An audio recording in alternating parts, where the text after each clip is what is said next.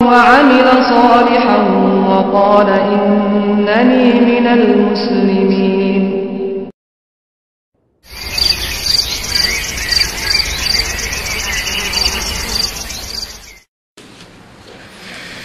السلام عليكم ورحمة الله وبركاته.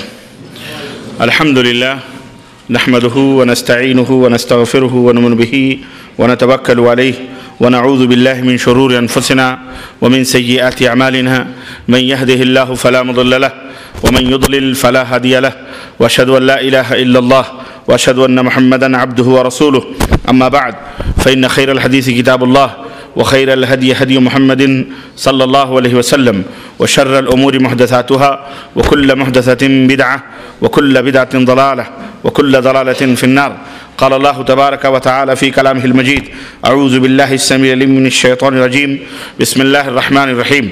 يا أيها الذين آمنوا اتقوا الله حق تقاته ولا تموتن إلا وأنتم مسلمون واعتصموا بحبل الله جميعا ولا تفرقوا.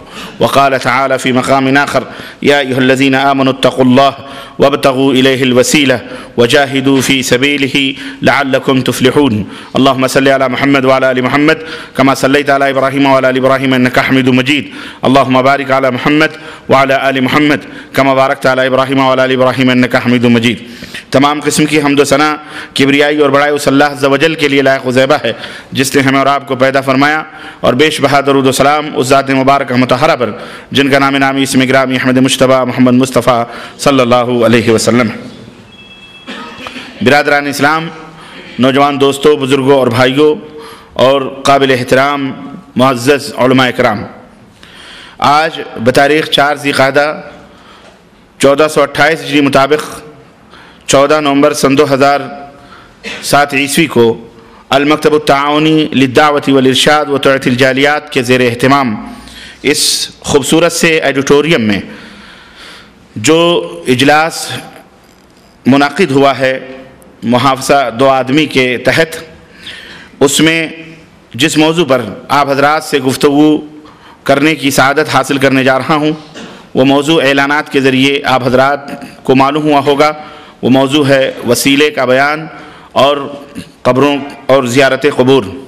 اللہ عز و جل سے دعا ہے کہ اللہ تبارک و تعالی مجھے اس موضوع کی وضاحت قرآن و سنت کی روشنی میں کرنے کی توفیق عطا فرمائے، اور اللہ تعالی ہم سب کو علم و عمل سے مالا مال فرمائے، اور اللہ عز و جل ہم سب کو جنت الفردوس میں جگہ عطا فرمائے، اور ہمارے والدین کے اوپر رحم فرمائے، آمین یا رب العالمین. حضرات، اس سے پہلے کہ میں اپنے اس موضوع کی تشریح اور اس کی توضیح اور اس کی تفصیلات آپ حضرات کی خدمت میں رکھوں، میں اللہ عز و جل کا شکر ادا کرتا ہوں کہ جس اللہ نے مجھ ناچیز بے عمل اور کم علم کو یہ توفیق عطا فرمائی کہ عرصہ دراز کے بعد، کافی عرصے کے بعد 2 آدمی کا نام سنتا رہا، لیکن 2 آدمی میں کبھی آنے کی توفیق نہیں ملی.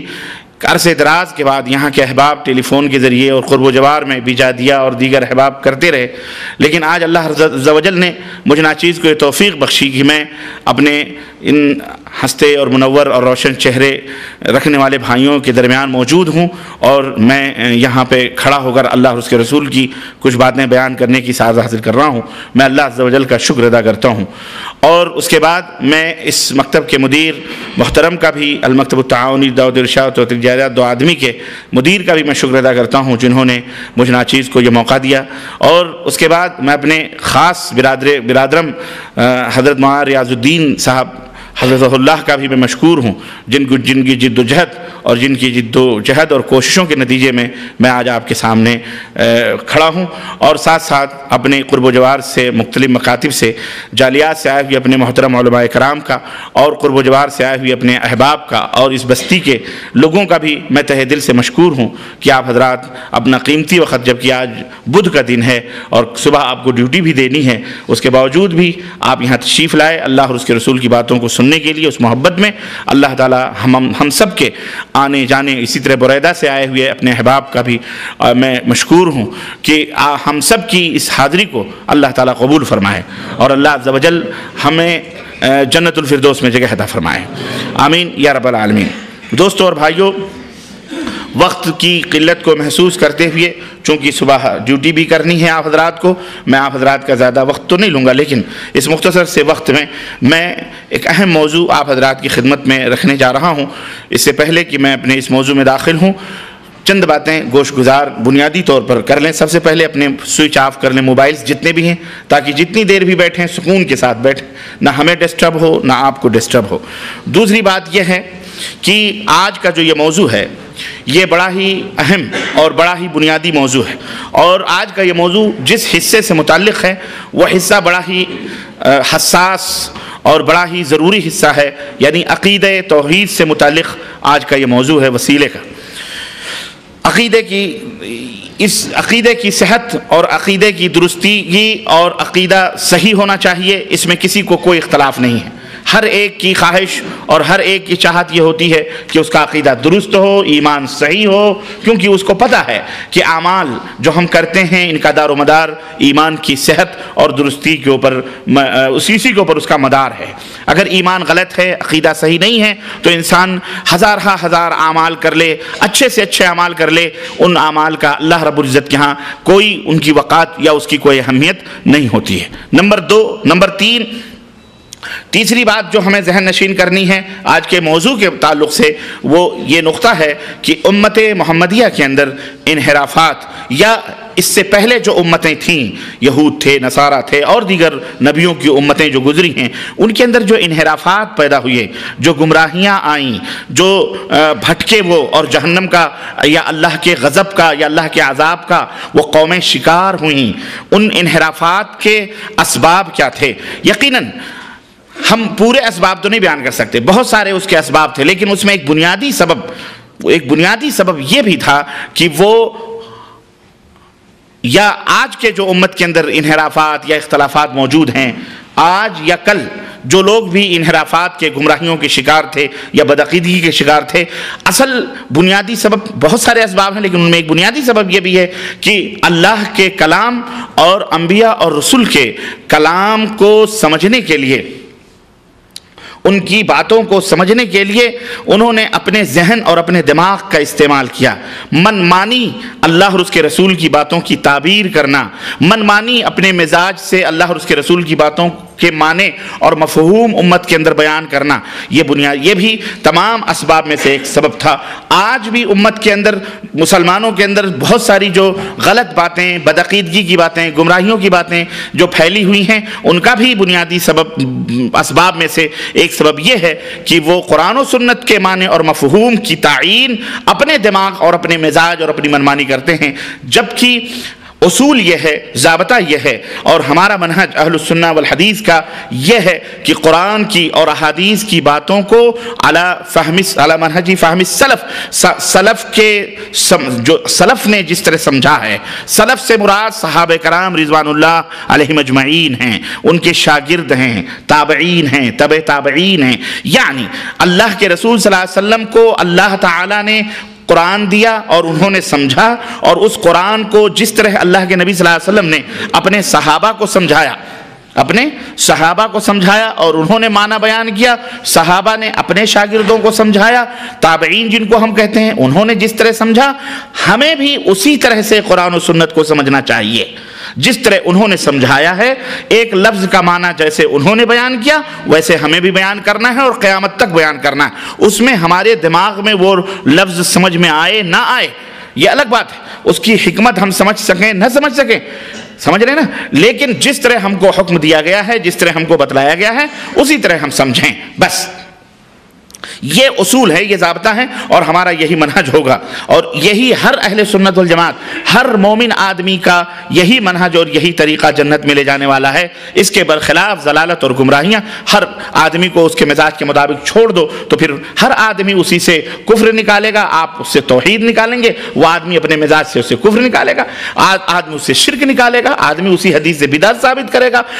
چنانچہ آج ایسا ہو رہا ہے کہ قرآن و سنت کے معنی اور مفہوم کو جب اقوال اور فلانے کے مزاج کے مطابق جب اس کی تشریحات کی جانے لگی تو پھر گمراہیاں عام ہو گئیں اور امت پارا پارا ہو گئی، ٹکڑے ٹکڑے ہو گئی، انتشار ہو گیا، مختلف مسجدیں، مختلف ناموں کی تنظیمیں، تحریکیں، جماعتیں پنپنے لگیں، اور جناب علی ہر ایک اپنی اپنی ڈگڈگی اور اپنی اپنی ڈفلی بجاتا ہوا پھر رہا ہے۔ اس میں اتحاد کا ایک نہایت ہی اہم اور سیدھا سا راستہ یہ ہے کہ قرآن و سنت کے معنی کو اسی طرح سے رکھو جس طرح صحابہ نے بیان کیا، تابعین نے بیان کیا، مفسرین نے بیان کیا۔ بس ہمارا فرض یہ ہے کہ ہم اسی کے مطابق اپنی زندگی کو بسر کریں۔ یہی منہج ہے اہل السنہ والحدیث کا، اور ہم سب کا یہی منہج ہونا چاہیے۔ پانچویں بات، یہاں یہ بات بھی دھیان میں رکھنی چاہیے کہ عقیدہ جو بنتا ہے وہ کسی کے، ہمارے آپ کے یا بڑے سے بڑے لوگوں کے قول اقوال، ان کے فرمان سے نہیں بنتا ہے۔ ایک بنیادی اہم ضروری بات ہے عقیدہ جو ہم نے دل میں بٹھاتے ہیں، ایمان جس کو ہم کہتے ہیں، اس کا دوسرا نام ایمان بھی ہے۔ یہ ایمان قرآن سے بنتا ہے۔ کس سے بنتا ہے؟ قرآن سے بنتا ہے۔ یہ ایمان نبی کریم صلی اللہ علیہ وسلم کے فرمان سے بنتا ہے۔ دو ہی چیزیں ہیں جس سے ایمان بنتا ہے، یعنی بنتا ہے مطلب یعنی ایمان انہی دونوں چیزوں سے سجتا اور سنورتا ہے۔ ایمان کی اساس اور بنیاد انہی اللہ اور اس کے رسول کے فرمان پر ہے۔ بس اس کے بعد کسی اور کا قول اور فرمان ایمان نہیں کہلا سکتا، نہ ایمان کی مدار بنیاد بن سکتا ہے، نہ ایمان کی اساس بن سکتا ہے، نہ ہی اس سے عقیدہ ثابت ہو سکتا ہے، اور نہ ہی اس سے عقیدہ بن سکتا ہے۔ یہ بنیادی بات بھی بنیادی اپنے دماغ میں آپ رکھیے تاکہ آگے ہماری باتیں سمجھنے میں آپ کو آسانی ہو۔ نمبر 6، چھٹی بات یہ ہے کہ ہر کلمہ پڑھنے والا مومن، ہر کلمہ پڑھنے والا شخص یہ چاہتا ہے کہ وہ جہنم سے بچ کر جنت کا راہی بنے، جنت کی راہوں پہ چلے، جنت میں جائے، اور اس کے لیے وہ جنت کی راہ تلاش بھی کرتا ہے، ڈھونڈتا بھی ہے، یعنی صراط مستقیم اور راہ ہدایت کی راہ پر چلنے کا وہ خواہش مند ہوتا ہے۔ مگر یہ صراط مستقیم یا یہ راہ ہدایت اسے کہاں ملے گی، کیسے ملے گی؟ یہ بنیادی چیز ہے۔ ہر آدمی چاہتا ہے کہ وہ صراط مستقیم پہ چلے، دعا کرتا ہے اہدنا الصراط المستقیم، اہدنا الصراط المستقیم، سورہ فاتحہ پڑھتا ہے نماز ہے، اے اللہ ہمیں سیدھے راستے پر چلا، اے اللہ ہمیں سیدھے راستے پر چلا۔ لیکن یہ صراط مستقیم یا یہ راہ ہدایت اسے ملے گی کہاں، اور یہ کیسے ملے گی؟ اس کا نہایت ہی واضح اور صاف ستھرا اور دو لفظوں میں جواب قرآن کریم ہم کو دیتا ہے۔ اللہ رب العزت نے قرآن کریم میں ارشاد فرمایا، سورہ بقرہ کی پہلی اور دوسری آیت کریمہ آپ پڑھیں، الف لام میم ذالک الکتاب لا ریب فیہ ھدی للمتقین۔ الف لام میم، اس کا معنی اللہ ہی بہتر جانتا ہے۔ ذالک الکتاب لا ریب فیہ، اللہ نے فرمایا یہ وہ کتاب ہے جس میں کسی بھی شک اور شبہے کی کوئی گنجائش نہیں ہے، بالکل مکمل کتاب ہے، اور اس میں اور یقینی کتاب ہے۔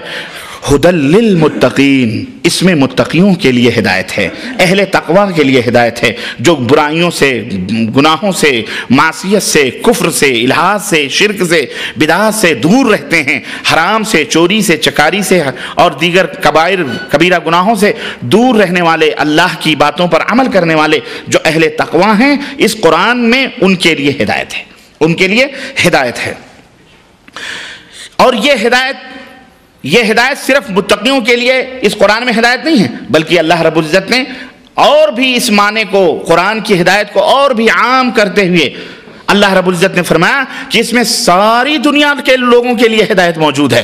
اللہ رب العزت نے سورہ بقرہ آیت نمبر 87 میں 87 کے اندر ارشاد فرمایا، شہر رمضان الذی انزل فیہ القرآن، رمضان کا یہ وہ مہینہ ہے جس میں قرآن نازل کیا گیا، قرآن اتارا گیا، ھدی للناس، ھدی للناس، اس قرآن میں ساری دنیا کے لوگوں کے لیے ہدایت ہے، یہودیوں کے لیے بھی، نصرانیوں کے لیے بھی، بدھسٹوں کے لیے بھی، جین کے لیے بھی، مسلمانوں کے لیے بھی، کافروں کے لیے بھی، ملحدوں کے لیے بھی، کمیونسٹوں کے لیے بھی، کمیونزم کے لیے، دہریوں کے لیے بھی جو اللہ کا انکار کرتے ہیں، سب کے لیے یہ ہدایت، یہ کتاب جو ہے کتاب ہدایت ہے۔ ھدی للناس وبینات من الھدی والفرقان، ہاں، اور اس کے اندر ہدایت ہے، فرقان ہے، کفر اور باطل، حق اور باطل کے درمیان تمیز کرنے والی چیزیں، اس میں ہدایت ہی ہدایت موجود ہے۔ تو اس آیت کریمہ سے ہمیں یہ معلوم ہوا کہ اہل تقوی ہی کے لیے ہدایت نہیں ہے، بلکہ سارے سنسار کے لوگوں کے لیے اس کے اندر ہدایت موجود ہے، ہندو ہو، مسلمان ہو، سکھ ہو، عیسائی ہو، سب کے لیے اس کے اندر ہدایت موجود ہے۔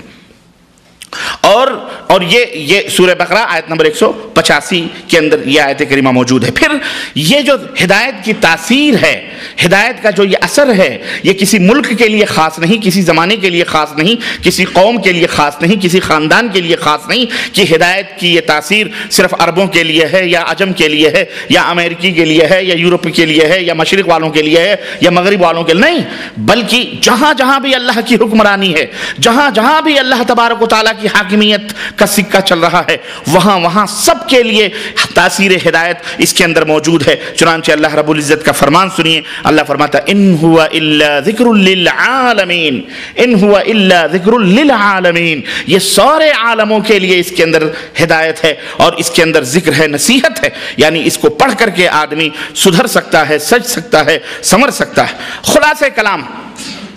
خلاصہ کلام یہ ہے کہ انسان کی نجات اور انسان کی فلاح و بہبود اور دنیا اور آخرت کی کامیابی اور ہدایت کا دار و مدار رب کے قرآن پر ہیں اور محمد الرسول اللہ صلی اللہ علیہ وسلم کے فرمان پر ہیں اور ہمارے عمل صالح پر ہے۔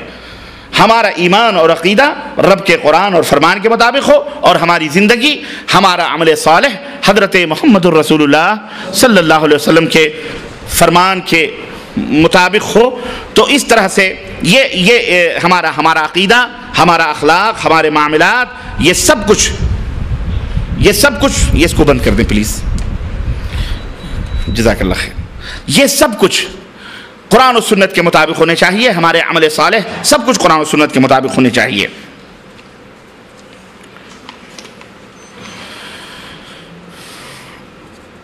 یہاں ایک بات اور بنیادی طور پر موضوع ہی سے متعلق میں آپ حضرات کی خدمت میں رکھتا چلوں، اور وہ یہ ہے، یہ بھی ہمیں دھیان میں اور خیال میں رکھنا چاہیے کہ بروز محشر قیامت کے دن اللہ رب العزت کے ہاں کسی کی ذات کتنی ہی محترم اور کتنی ہی معزز اور کتنی ہی اہم کیوں نہ ہو، اس ذات سے رشتے اور تعلقات روز محشر کسی کام نہیں آئیں گے۔ آپ کا کتنا گہرا رشتہ ہی کیوں نہ ہو، سب سے گہرا رشتہ آپ کس کو بیان کر سکتے ہیں؟ سوچ سکتے ہیں کہ فلاں کا ہمارا اس کا بڑا گہرا رشتہ ہے، میں سمجھتا ہوں باپ اور بیٹے سے بڑھ کر کے کوئی اہم رشتہ نہیں ہو سکتا ہے، لیکن قیامت کے دن قرآن نے ہمیں بتلایا کہ یہ رشتے بھی بیکار ہوں گے، نہ باپ بیٹے کے کام آ سکتا ہے اور نہ بیٹا باپ کے کام آ سکتا ہے۔ میاں اور بیوی کے رشتے بھی بڑے گہرے ہوتے ہیں، لیکن یہ رشتے بھی اللہ تبارک تعالیٰ نے قرآن کریم میں صراحتاً اس کا انکار کیا، یہ بھی کوئی کام آپ کے نہیں آ سکتے ہیں۔ چنانچہ مثال کے طور پر میں ایک دو مثالیں دے کر اپنی بات آگے بڑھاؤں گا، یہیں سے یہ بات سمجھ میں آ جاتی ہے، اور جو اگلی بات میں بتانے والا ہوں وہ واضح طور پر آپ کے ذہن میں آ جائے گی کہ جب روز محشر کوئی کسی کے کام نہیں آ سکتا، تو پھر آج ہم وسیلے کے نام پر جو کچھ بھی کر رہے ہیں یہ کہاں تک صحیح ہے اور کہاں تک درست ہے، پھر غیر کیسے ہمارے کام آ سکتا ہے۔ اولو العزم نبی، اور جس کو کہہ لیں سب سے پہلے رسول اس دنیا میں جو بھیجے گئے حضرت آدم علیہ السلام کے بعد کون تھے؟ حضرت سیدنا نوح علیہ السلام تھے۔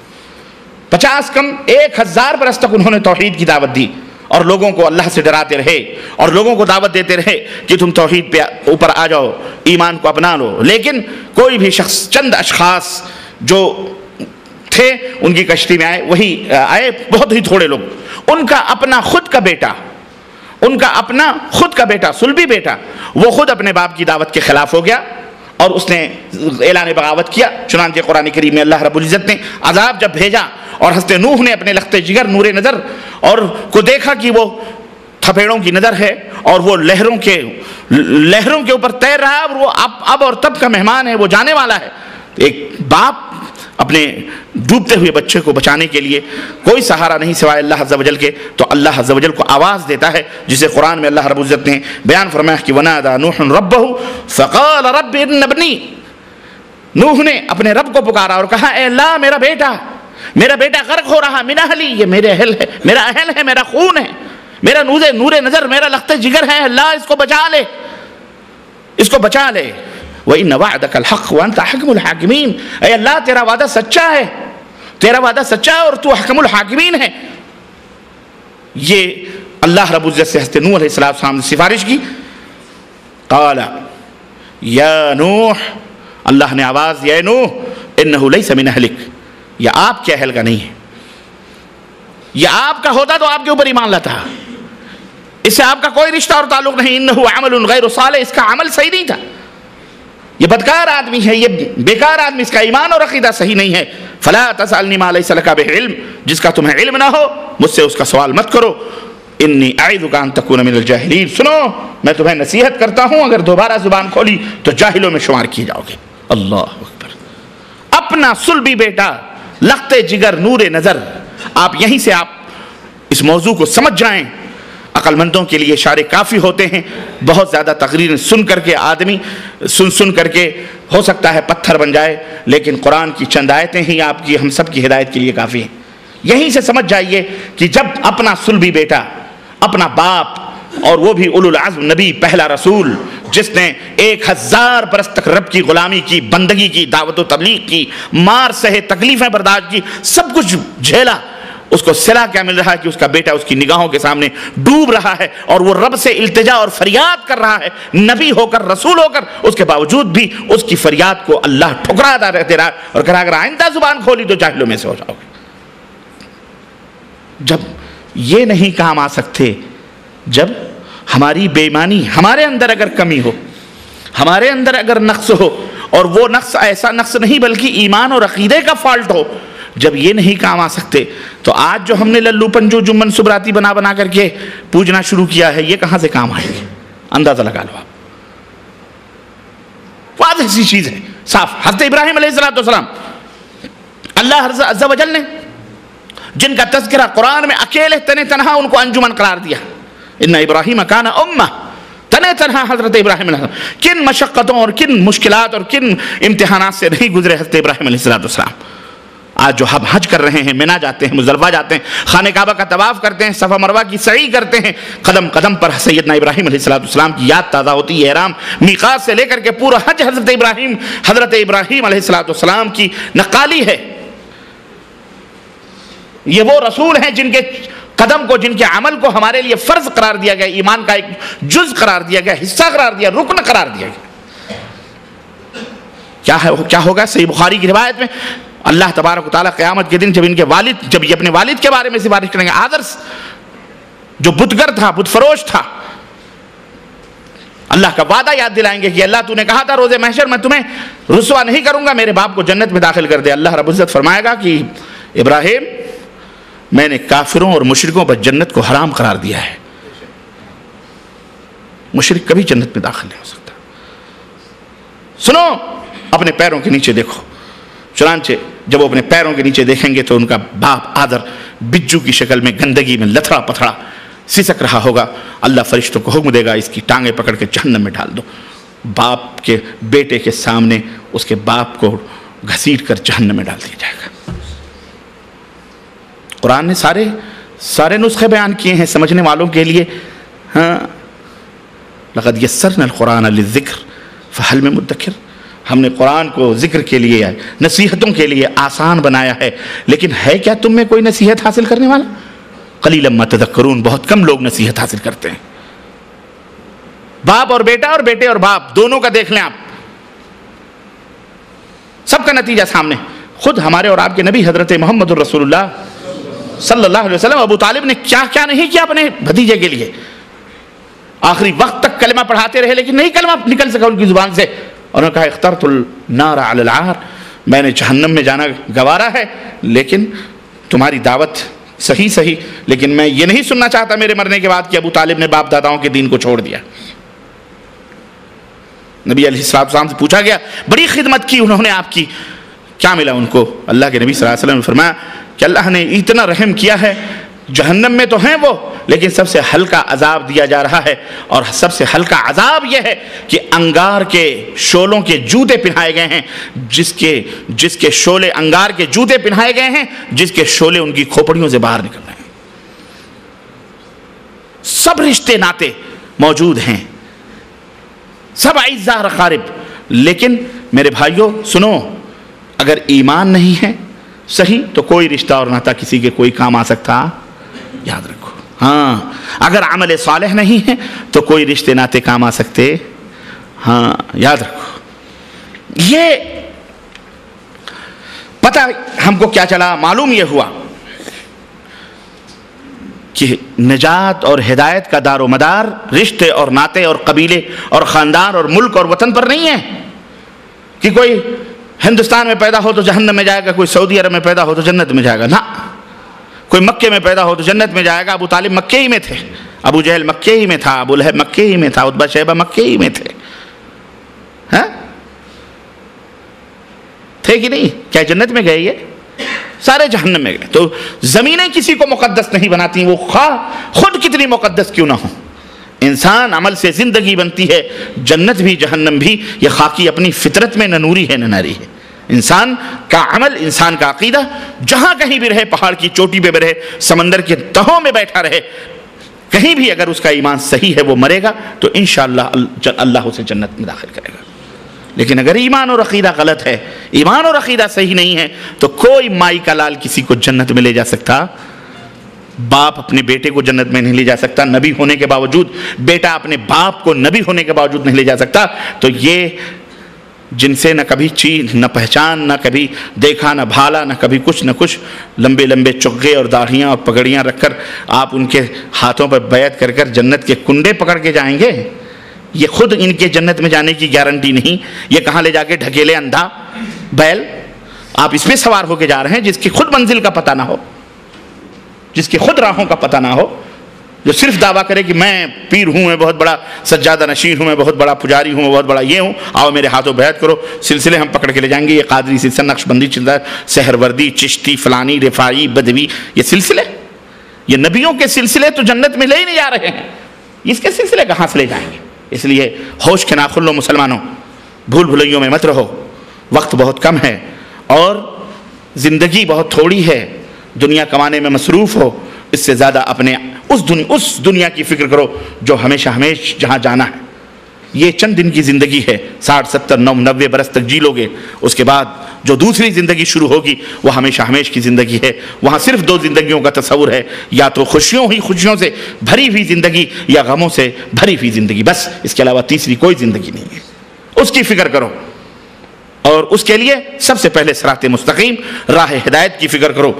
چلنے سے پہلے راستے کی تعین کرو، دوڑنے سے پہلے منزل کو دیکھو، راستہ صحیح ہونا چاہیے، رخ صحیح ہونا چاہیے، تب اپنی گاڑی سٹارٹ کر کے اس سڑک پہ لے جاؤ۔ آپ کو جانا ہے بریدہ اور آپ ریاض روڈ کے اوپر گاڑی ڈالے ہوئے ہیں تو آپ بریدہ پہنچ سکتے ہیں؟ آپ ریاض ہی جائیں گے، بریدہ نہیں جائیں گے۔ سڑک کتنی ہی پچ کیوں نہ ہو، سڑک کتنی سیمنٹڈ کیوں نہ ہو، گاڑی کتنی ہی خوبصورت اور حسین اور نئی کیوں نہ ہو، کیونکہ رخ صحیح نہیں ہے۔ اس لیے غلط روی سے منازل کا بودھ بڑھتا ہے۔ مسلمانوں، روش کارواں بدل ڈالو، کوئی کسی کا کام نہیں آئے گا، نہ ماں نہ باپ نہ بھائی نہ بہن، اکیلے آئے ہو اکیلے جانا ہے۔ اس لیے پہلی فرصت، پہلا قدم ہمارا یہ ہونا چاہیے کہ ہمارا ایمان اور عقیدہ صحیح اور درست ہونا چاہیے، اور اس کے لیے ضرورت اس بات کی ہے کہ ہم قرآن و سنت کو اپنے سینوں میں، اپنے دلوں میں جگہ دیں، بٹھائیں، اور یہ ایمان اور یقین رکھیں۔ یہی 2 چیزیں ہیں جو نجات کے لیے نجات دلا سکتی ہیں۔ اس کے علاوہ کوئی نجات، کہیں سے کوئی نجات یا کوئی ہدایت کی راہ ہم کو مل سکتی؟ بولو، نہیں مل سکتی۔ یہ بنیادی طور پر نہ کوئی ملا، نہ کوئی پیر، نہ کوئی مولوی، نہ کوئی فقیر، نہ کوئی کچھ نہیں۔ یہ جو کہتے ہیں نا نگاہیں اٹھ گئیں تو ایمان کی دنیا بدل دیتے ہیں، کچھ نہیں ہوتا ہے۔ یہ خود نہیں بدلتے تو آپ کو کیا بدلیں گے؟ یہ نبی اپنے بیٹے کو جہنم میں جاتا ہوا دیکھ سکتا ہے؟ نبی نے تو اپنے بیٹے پہ نگاہ نہیں ڈالی کہ بیٹا ایمان بدل دے۔ ابو طالب مر گئے، جہنم میں گئے، اللہ کے نبی نگاہ نہیں ڈال سکتے تھے؟ بولو، یہ پدی کے شور میں نگاہ ڈالنے سے دلوں کی دنیا بدل جاتی ہے۔ سب ڈھکوسلے ہیں۔ کیا ہیں یہ؟ بولو، ڈرو مت، بولو، ڈھکوسلے ہیں یہ سب ڈھکوسلے ہیں، سب ڈھکوسلے ہیں، چونچلے ہیں۔ ان کے آستانے بنا کے حق ہو کے نعرے، وظیفے، یہ وہ سب ڈھکوسلے ہیں، کوئی کسی کے کام نہیں آ سکتا ہے۔ آپ کا ایمان صحیح ہوگا، آپ کا عمل صحیح ہوگا، یہ 2 چیزیں ہیں۔ اس کے بعد جب گناہ ہوں گے وہاں شفاعت کا معاملہ آئے گا، سفارش کا، ہے کہ نہیں؟ وہ بات الگ ہوگی۔ لیکن جب بنیاد ہی ڈل ہو تو اس کے اوپر کتنی ہی خوبصورت عمارت کھڑی کرو، بیکار ہے، وہ ڈھہ جائے گی آج نہیں تو کل۔ بنیاد مضبوط ہونی چاہیے، صحیح ہونی چاہیے۔ اب آئیے یہ دیکھتے ہیں کہ وسیلہ جو آج ہمارا موضوع ہے، اور جو میں سمجھتا ہوں شرک کی جڑ ہے، اور اسی وسیلے کو مٹانے کے لیے، اسی وسیلے کی وجہ سے کفار مکہ جہنم میں گئے ہیں۔ یہی ایک وسیلہ جس کو آج ہم وسیلہ کا نام دیتے ہیں، یہی وہ توسل اور یہی وہ وسیلے تھے۔ وسیلہ کس کو کہتے ہیں؟ وسیلے کا لغوی معنی ہے ذریعہ۔ جیسے بھائی ہمیں بجادیہ جانا ہے 2 آدمی سے، یا ہمیں بریدہ جانا ہے 2 آدمی سے، کیا وسیلہ ہے، کیا ذریعہ ہے جانے کا؟ کوئی کہے گا ٹرین ہے، کوئی کہے گا جہاز ہے، کوئی کہے گا کار ہے، کوئی کہے گا GMC ہے، کوئی کچھ، کسی کے پاس کچھ نہیں۔ بھائی آپ کے 2 پیر ہیں، یہی ذریعے ہیں، آپ چلے جائیں۔ آپ آئے ہیں کہیں نہ کہیں، کسی نہ کسی ذریعے سے، کسی نہ کسی وسیلے سے آئے ہیں، سمجھ رہے ہیں نا؟ یہ عالم اسباب ہے۔ یہاں جو بھی وسائل اور ذرائع ہیں جائز حد کی حد تک اللہ اور اس کے رسول نے ہمارے لیے جائز قرار دی، اور جہاں حرام ہے اس کے حرام کی بھی شہادت اللہ اور اس کے رسول نے دے دی ہے کہ یہ حرام ہے، اس کو مت، کامیابی کے لیے یہ وسیلے، یہ ذریعے نہ اپناؤ۔ تجارت سے کامیاب ہو جاؤ، سود کھا کر کے کامیاب، سود نہ لو، یہ بھی کامیابی کا ایک ذریعہ ہے نا۔ تجارت اور جوا، سٹا، لاٹری کیا ہے یہ بھی کامیابی کا ذریعہ ہے، تجارت بھی کامیابی کا ذریعہ ہے۔ لیکن اللہ نے فرمایا احل اللہ البیع وحرم الربا، اللہ نے خرید و فروخت کو جائز قرار دیا، حلال قرار دیا ہے، لیکن ربا اور سود کو کیا کیا ہے؟ حرام قرار دیا ہے۔ اس کے ذریعے آگے مت بڑھو، یہ تمہیں جہنم میں لے جانے والا ذریعہ ہے۔ تو خیر، کہنے کا مطلب یہ ہے کہ وسیلہ، آج جو عام خیال ہے ہمارے ہندوستان، پاکستان، بنگلہ دیش اور دیگر ملکوں کے اندر، جو اولیاء صالحین کے وسیلے لیتے ہیں، عام خیال جو ہے لوگوں کا، دانستہ خیال ہو یا نادانستہ طور پر وہ رکھتے ہوں، وسیلے کا جو معنی ہے وہ یہی ہے کہ کسی ذات کو اللہ اور بندوں کے درمیان وسیلہ سمجھ کر پکارنا، اس سے سفارش کا طالب ہونا، اس پر توکل اور بھروسہ کرنا وسیلہ کہلاتا ہے۔ اوکے، ہم اور آپ سب متفق ہیں اس تعریف پر، یہی ہے وسیلہ۔ عموماً وسیلے کا جو معنی ہے، عوام ہوں یا بعض علماء ہوں جو اس کی دعوت دیتے ہیں، ان کے دماغوں میں کیا ہے کہ اللہ کے درمیان اور بندوں کے درمیان کسی ذات کو وسیلہ بنانا، اسے پکارنا، اس سے سفارش کی درخواست کرنا، اس پر توکل اور بھروسہ کرنا، یہی وسیلہ کہلاتا ہے۔ غالب اکثریت اسی قسم کا عقیدہ رکھتی ہے، لیکن ذرا اور گہرائی میں جا کر کے دیکھیں تو آپ کو معلوم ہوگا کہ وسیلہ 2 طرح کا ہے۔ وسیلہ 2 طرح کا ہے، ایک وسیلہ وہ ہے جو جائز ہے، اور ایک وسیلہ وہ ہے جو ممنوع ہے، حرام ہے، ناجائز وسیلہ ہے۔ جائز وسیلے کا مطلب کیا ہے؟ جائز وسیلے کا مطلب یہ ہے کہ آپ وہ ذرائع اللہ کا قرب حاصل کرنے کے لیے، اللہ کی نزدیکی حاصل کرنے کے لیے، اپنے اور اللہ کے درمیان اللہ سے محبت بڑھانے کے لیے وہ ذرائع استعمال کریں جو شریعت نے آپ کے لیے جائز قرار دیا ہے، حلال قرار دیا ہے۔ اور ممنوع اور ناجائز وسیلے کا مطلب یہ ہے کہ جس کے اوپر شریعت کی مہر ہی نہ ہو، اپنی منمانی آپ نے ذریعہ اور وسیلہ بنا لیا ہو، وہ ذریعہ ممنوع اور حرام ذریعہ کہلاتا ہے، اور اس کا شریعت میں کوئی ثبوت موجود نہیں ہے۔ میرے عزیزو، میرے دوستو، قرآن کریم کو اگر آپ کھنگالیں، پورے قرآن کو اگر آپ پڑھیں تو پورے قرآن کریم میں لفظ وسیلہ 2 مقام پر آیا ہوا ہے۔ کتنی جگہوں پہ آیا ہوا ہے؟ 2 جگہ پر۔ چنانچہ ایک سورہ المائدہ آیت نمبر 35 میں اللہ عز و جل نے ارشاد فرمایا، یا ایھا الذین آمنوا اتقوا اللہ، اے وہ لوگوں جو ایمان لائے ہو، اللہ سے ڈرو، وابتغوا الیہ الوسیلہ، وابتغوا الیہ الوسیلہ، اور اس کا وسیلہ تلاش کرو، اس کا وسیلہ تلاش کرو، اور وجاہدوا فی سبیلہ لعلکم تفلحون، اور اس کی راہ میں جہاد کرو تاکہ تمہارا بھلا ہو، تم کامیاب ہو سکو۔ میں نے شروع میں آپ کو بتلایا کہ قرآن کریم کی یہ آیت ہے جس کا ترجمہ میں نے بتلایا آپ کو۔ اب آئیے یہ دیکھتے ہیں، میں نے شروع میں آپ کو بتلایا، قرآن کو، احادیث کو اس طرح سمجھو جس طرح نبی نے سمجھایا، صحابہ کو صحابہ نے سمجھایا، تابعین کو تابعین نے، تبع تابعین کو محدثین مفسرین نے جس طرح سے قرآن کو سمجھا ہے اس طرح ہم کو سمجھنا ہے۔ اپنی منمانی ہمیں نہیں سمجھنی ہے، اپنی منمانی سمجھنے سے آدمی گمراہ ہو جائے گا اور غلط راہوں پہ چلا جائے گا۔ تو آئیے یہ دیکھتے ہیں کہ اس وسیلے کا معنی ائمہ تفاسیر نے کیا کیا ہے، تفسیر لکھنے والے ائمہ نے، اماموں نے قرآن اس کا کیا کیا۔ چنانچہ ان ائمہ میں سب سے بڑے امام نبی کریم صلی اللہ علیہ وسلم کے چچیرے بھائی حضرت عبداللہ ابن عباس رضی اللہ تعالیٰ، جن کو ترجمان القرآن کا خطاب اللہ کے نبی صلی اللہ علیہ وسلم نے دیا تھا، امام المفسرین ہیں یہ، نبی علیہ السلام سے قرآن کا علم انہوں نے حاصل کیا، نبی صلی اللہ علیہ وسلم کے چچیرے بھائی حضرت عبداللہ ابن عباس رضی اللہ تعالیٰ عنہ، اور اسی طرح حضرت حسن بصری، اور اسی طرح مجاہد، یہ تابعین بھی ہیں، کبار تابعین ہیں اور شاگرد بھی ہیں صحابہ کرام رضوان اللہ علیہم کے، ان کا نام خاص طور پر قابل ذکر ہے، حتیٰ کہ حضرت قتادہ رضی اللہ تعالی عنہ جو صحابی حضرت قتادہ رحمۃ اللہ علیہ یہ فرماتے ہیں کہ وسیلے کا معنی کیا ہے؟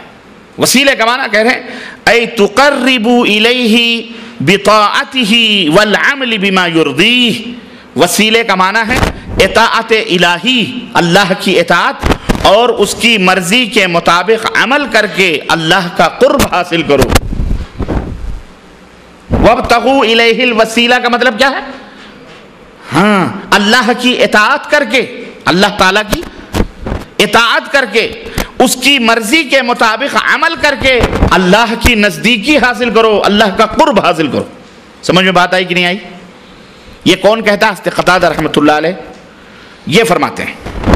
حافظ ابن کثیر رحمۃ اللہ علیہ ان اقوال کو نقل کرنے کے بعد تمام حضرت عبداللہ ابن عباس کو کے اقوال کو، حضرت مجاہد کے اور دیگر جو ہے ان تابعین کے تبع تابعین کے اقوال کو نقل کرنے کے بعد فرماتے ہیں کہ ان ائمہ نے وسیلہ کی جو تفسیر بیان کی ہے اس میں علماء تفسیر کا قطعاً کہیں کوئی اختلاف نہیں ہے، سب اس بات پر متفق ہیں کہ اللہ عز و جل کی اطاعت اور فرمانبرداری کر کے کیا کرو؟ اللہ کا قرب اور اللہ کی نزدیکی حاصل کرو۔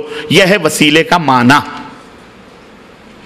اس کو میں اس لیے اچھی طرح سے آپ کو سمجھا رہا ہوں تاکہ وہ معنی آپ کے ذہن میں نہ رہے جو عوام کے دماغوں میں ہے کہ اپنے اور اللہ کے درمیان کسی ہستی کو وسیلہ اور ذریعہ بنا کر پکارا جائے، سفارش کی جائے، اور پکارا جائے، سفارش کی جائے، اس پر بھروسہ کیا جائے، یہ معنی نہیں ہے۔ مفسرین نے وسیلے کا معنی کیا بیان فرمایا؟ اللہ کی اطاعت کر کے، اللہ کی بندگی کر کے اور عمل صالح کر کے اللہ کا قرب حاصل کرو۔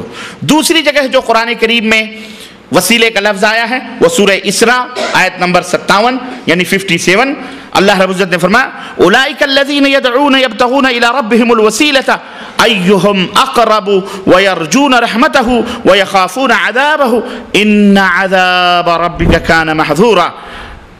جنہیں، ترجمہ سنو، جنہیں یہ لوگ پکارتے ہیں وہ خود اپنے رب کے تقرب کی جستجو میں رہتے ہیں۔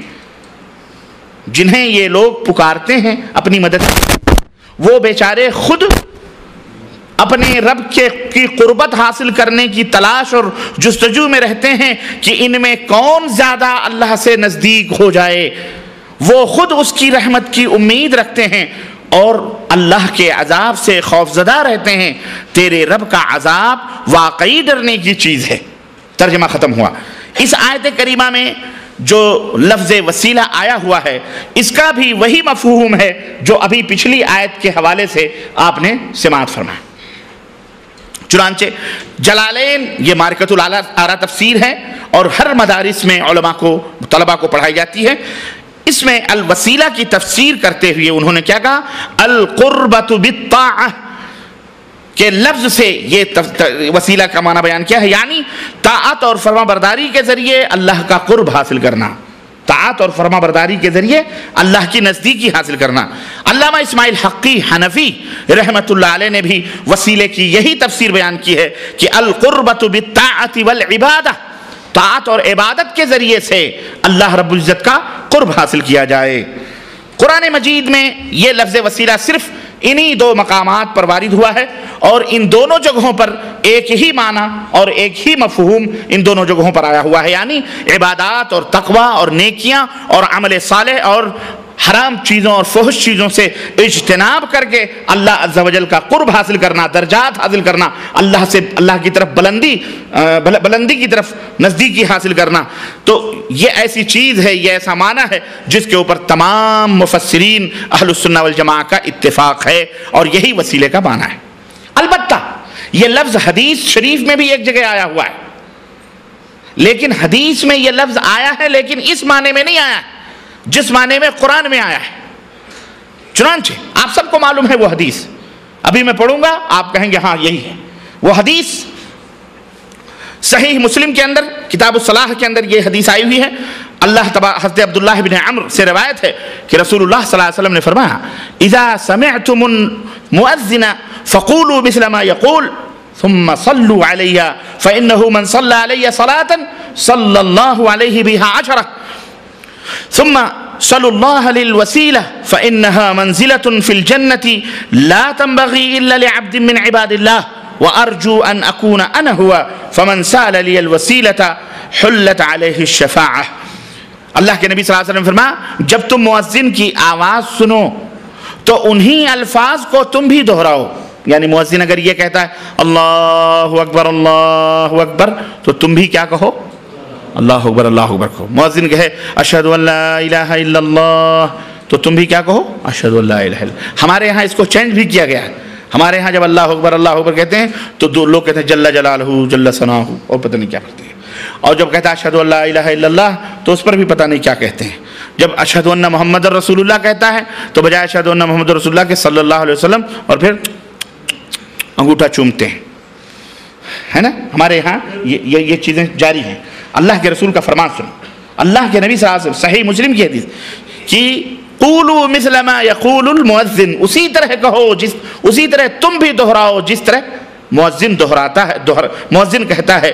پھر جب مؤذن اذان ختم کر لے تو پھر میرے اوپر درود بھیجو، میرے اوپر درود بھیجو۔ پھر درود بھیجنے کے بعد اللہ تعالیٰ سے میرے لیے وسیلہ مانگو، اللہ تعالیٰ سے میرے لیے وسیلہ مانگو۔ کیوں؟ وسیلہ ایک بلند مقام ہے جو اللہ کے صرف ایک ہی بندے کے لیے مناسب ہے، اور میں امید رکھتا ہوں کہ وہ بندہ میں ہی ہوں۔ تو جو شخص میرے لیے اللہ سے وسیلے کی دعا کرے گا اس کے لیے میری شفاعت حلال ہو جائے گی، ثابت ہو جائے گی۔ اس حدیث پاک میں جو وسیلے کا لفظ وارد ہوا ہے وہ قرآن میں جو وسیلہ آیا ہوا ہے اس سے مختلف ہے، اس سے مختلف ہے۔ لیکن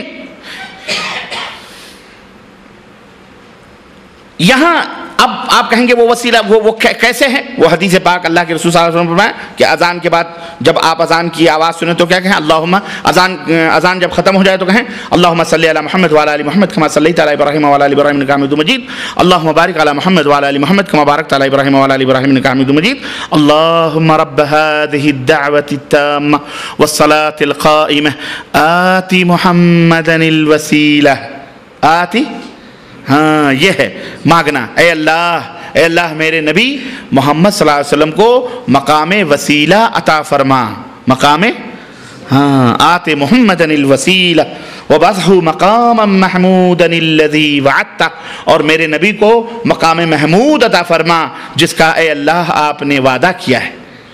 تو اللہ کے نبی صلی اللہ علیہ وسلم فرماتے ہیں جو شخص یہ دعا پڑھے گا اذان کے بعد، میرے اوپر درود پڑھے گا، اس کے بعد یہ دعا پڑھے گا، ایسے شخص کے لیے قیامت کے دن میری شفاعت حلال ہو جائے گی۔ تو ہم کو چاہیے کہ اس کا التزام کریں کہ اذان سننے کے بعد اپنے نبی پر درود بھیجیں اور اس کے بعد یہ دعا پڑھیں، ٹھیک ہے؟ میرے عزیزوں، میرے دوستوں اور بھائیوں،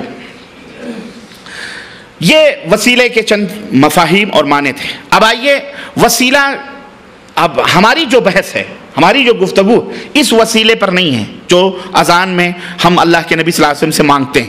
ہمیں واضح ہو گیا کہ وسیلہ ایک بلند مقام ہے جس کے لیے اللہ کے نبی نے ہمیں اپنی امت کو یہ تعلیم دی ہے کہ وہ اللہ تعالیٰ سے میرے لیے مانگو۔ یہ وسیلہ وہ وسیلہ نہیں ہے جو قرآن میں اللہ تبارک تعالیٰ نے ہمیں کہا ہے کہ وہ وسیلہ ڈھونڈو، یعنی اللہ کا قرب حاصل کرنے کے لیے، نزدیکی حاصل کرنے کے لیے، سمجھ رہے ہیں؟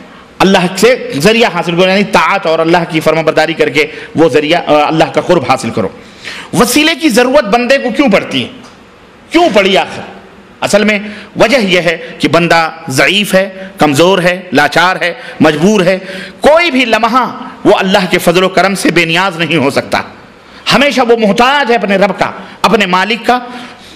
چنانچہ حدیث قدسی میں اللہ کے رسول صلی اللہ علیہ وسلم فرماتے ہیں کہ ارشاد باری تعالیٰ ہے کہ یا عبادی کلکم ضال الا من ہدیتہ فاستہدونی اہدکم، یا عبادی کلکم جائع الا من اطعمتہ فاستطعمونی اطعمکم، یا عبادی کلکم عار الا من کسوتہ فاستکسونی اکسکم، اللہ کے رسول صلی اللہ علیہ وسلم فرماتے ہیں کہ اللہ تعالیٰ کا فرمان ہے کہ اے میرے بندو تم سب کے سب گمراہ ہو سوائے اس شخص کے جسے میں ہدایت دوں. تم سب کے سب گمراہ ہو سوائے اس شخص کے جسے میں ہدایت دوں. اس لیے اے میرے بندو تم مجھ سے ہدایت طلب کرو میں تمہیں ہدایت دوں گا. اے میرے بندو تم سب کے سب بھوکے ہو سوائے اس شخص کے جسے میں کھلاؤں. اس لیے مجھ سے کھانا طلب کرو میں تمہیں کھلاؤں گا میں تمہیں کھلاؤں گا. اے میرے بندو تم سب کے سب ننگے ہو سوائے اس شخص کے جسے میں کپڑا پہنا دوں. اس لیے کپڑا بھی مانگنا ہے تو مجھ سے مانگو. کپڑا بھی مانگنا ہے مجھ سے مانگو میں تمہیں کپڑا پہناؤں گا. اللہ اکبر. یہ حدیث قدسی ہے. یہ اللہ کے رسول صلی اللہ علیہ وسلم ان تمام ضرورتوں کے علاوہ کپڑا کھانا پینا جب اللہ کے محتاج ہیں ہم اور اللہ ہی ہم کو دینے والا ہے ہدایت سے لے کر کھانا پینا کپڑا سب کچھ. میرے بھائیوں ان تمام ضرورتوں کے علاوہ بھی بہت ساری ایسی ضرورتیں ہیں جس میں انسان ضعیف ہے کمزور ہے. زندگی کے اندر متعدد ایسی خطرناک گھاٹیاں اس کے سامنے پیش آتی ہیں جنہیں پار کرنے کے لیے وہ اللہ کی طرف اپنے ہاتھوں کو بلند کرتا ہے اور مجبور ہو جاتا ہے اپنے رب کو پکارنے کے لیے اور اللہ رب العزت سے دعا کرنا استغفار کرتا ہے. وہ اس وقت اللہ تبارک تعالیٰ نے چنانچہ عاجز بندے کی اطمینان کے لیے اللہ تعالیٰ نے قرآن کریم میں ارشاد فرمایا امن یجیب المضطر اذا دعاہ ویکشف السوء ویجعلکم خلفاء الارض الہ مع اللہ قلیلا ما تذکرون. سورہ النمل آیت نمبر 62. کون ہے جو بے کس کی بے قراری کی پکار کو سن کر اس کے پکار کو سن کر اس پہ لبیک کہتا ہے. کون ہے جو اسے قبول کرتا ہے اور اس کی سختی کو دور کرتا ہے اور تمہیں زمین کا خلیفہ اور سردار بناتا ہے. کیا اللہ کے علاوہ بھی کوئی تمہارا معبود ہے؟ الہ مع اللہ. کیا اللہ کے سوا بھی تمہارا کوئی معبود ہے؟ تم بہت کم نصیحت حاصل کرتے ہو وہ سب اللہ ہی ہے. تو اس سے معلوم ہوا کہ مضطر اور لاچار کے لیے اللہ تعالیٰ کی ذات کے سوا اس کائنات میں کوئی نہیں ہے جسے وہ مصیبتوں اور پریشانیوں کے وقت ایسی ذات کو پکارتا ہے جو صرف قادر مطلق ہے. اس لیے اللہ کے نیک بندے انبیاء ہوں رسول ہوں اولیاء ہوں صالحین ہوں صدیقین ہوں شہداء ہوں ہر چھوٹی بڑی مصیبت اور ضرورت کے وقت صرف اور صرف اسی ذات بابرکت کی طرف توجہ کرتے تھے. اور یہ بات ان کی سیرتوں کا مطالعہ کرنے سے ہم کو معلوم ہوتی ہے اور پتہ چلتا ہے کہ کبھی بھی ان کو کوئی مصیبت کوئی ضرورت پڑتی تو وہ صرف اللہ عز و جل کو پکارتے تھے اور اللہ عز و جل سے اس امید سے دعا کرتے تھے کہ یقیناً دعاؤں کو قبول کرنے والا وہی مالک و مولا ہے. اس کے علاوہ کوئی دعاؤں کو قبول کرنے والا نہیں ہے. تو میرے عزیزوں انہی دعاؤں کی قبولیت دعا کو قبول کروانے کے لیے وہ مختلف اللہ تعالیٰ نے ڈھنگ اور طریقے بھی بتلائے کہ مجھ سے مانگو تو اس ڈھنگ سے مانگو. انہی آداب میں سے ایک ادب وسیلہ بھی ہے.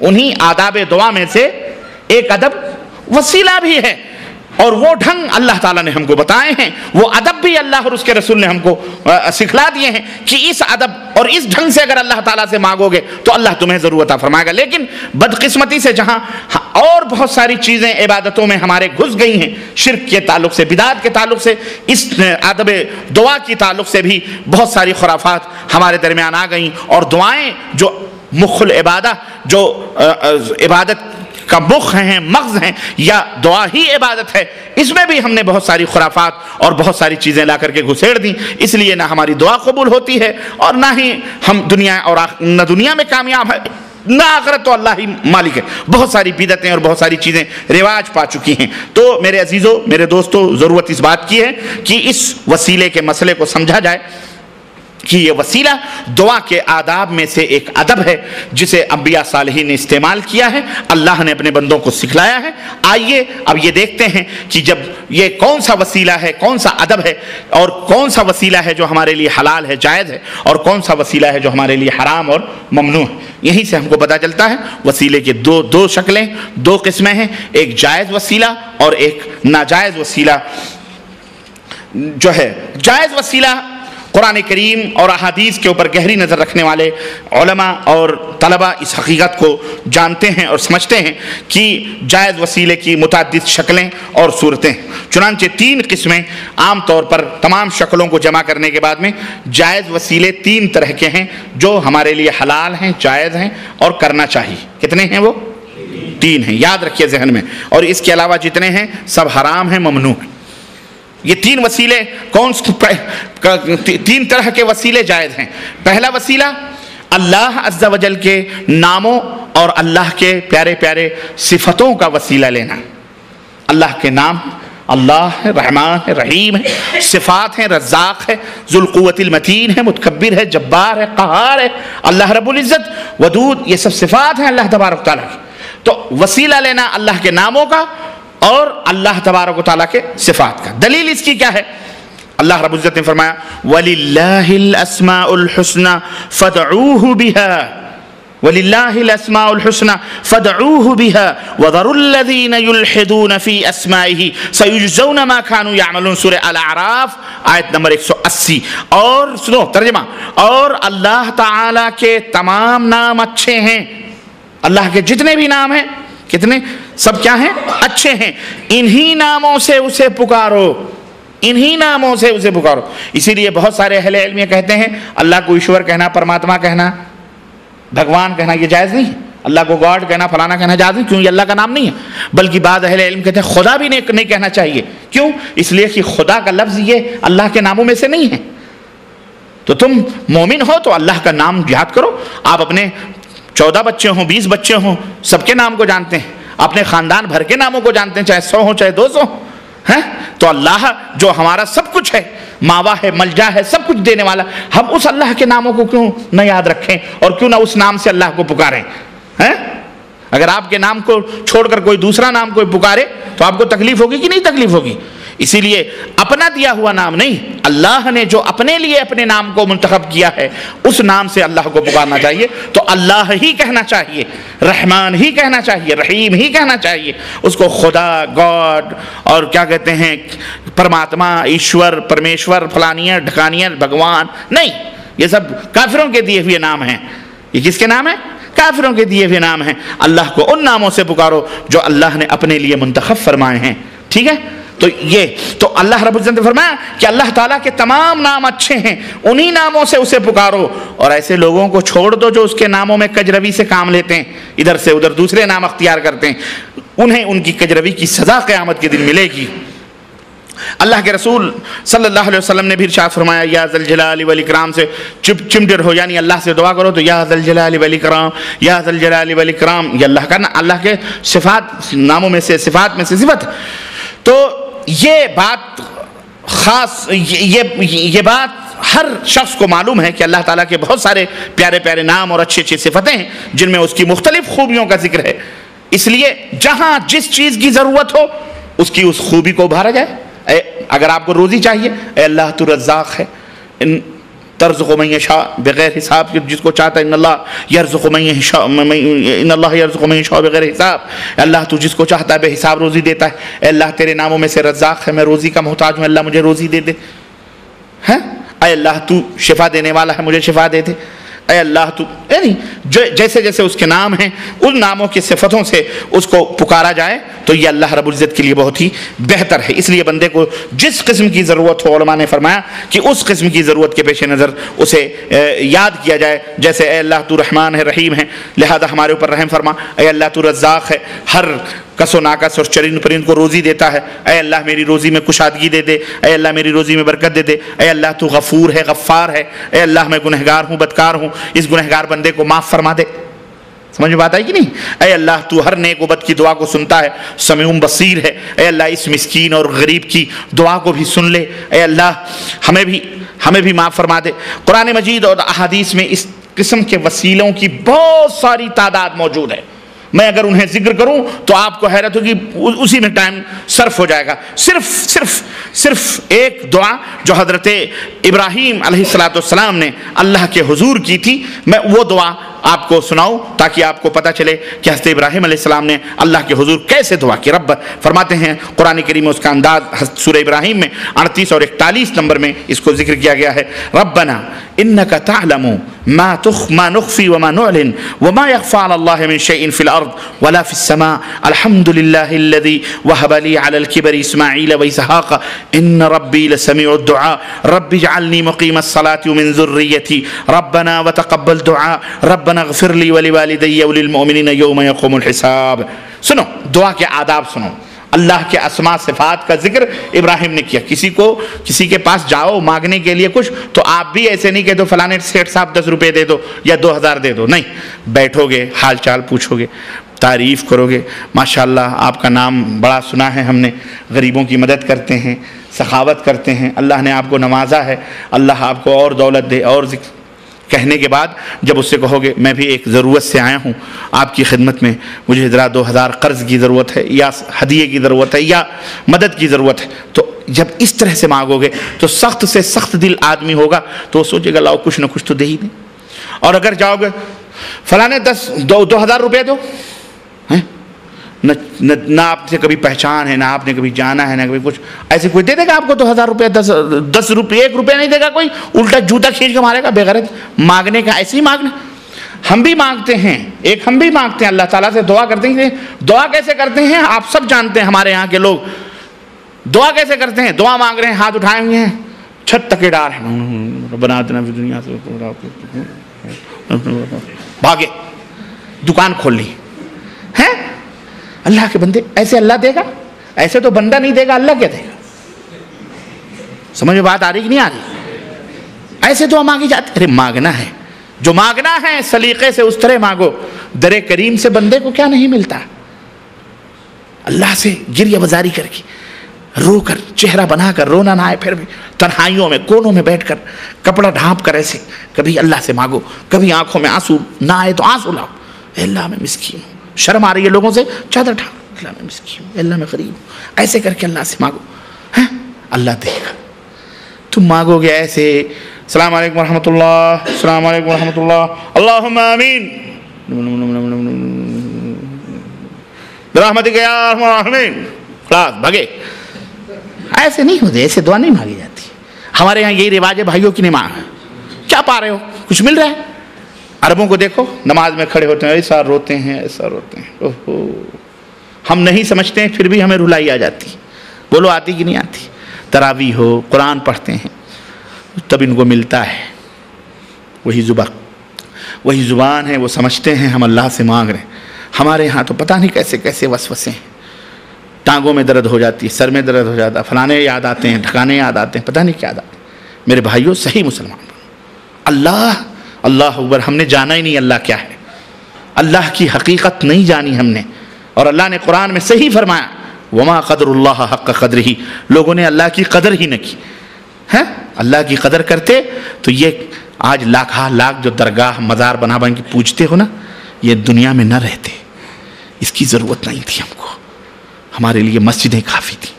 آج مسجدیں ویران ہیں, درگاہ آباد ہیں, خوب ڈیگیں, جمعرات کی 11ویں, مرغے, شیخ سدو کے بکرے, غوث پاک کا مرغا, یہ عید میلاد النبی کے جشن, یہ شب برات کے حلوے, یہ رجب کے کنڈے, یہ مزارات پہ حاضری, یہ پیٹرومیکس سے مردوں کو بلانا اور نیاز اور فاتحے.